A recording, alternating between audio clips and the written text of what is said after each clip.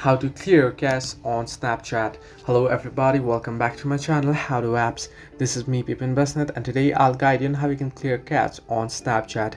Now the process itself is simple. There are two different ways that you can do so. First, what you can do is you can open up your Snapchat application. You'll get an interface like this. Tap on the profile icon at the top left corner of your screen.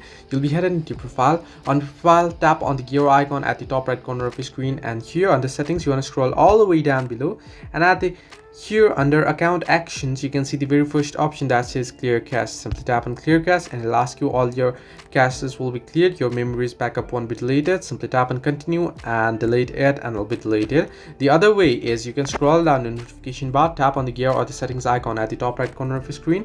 From there you want to scroll down until you find the option apps. Under apps you want to search in for Snapchat. You can search it from the search panel easily, and then under Snapchat if you scroll down and head into storage option, here at the bottom you can see manage storage and clear cache options. Simply tap on clear cache and it'll be cleared. So this way you can clear cache on Snapchat. Hope this helped you. Do like and subscribe, and do not forget to leave a comment down below if you have any further issues.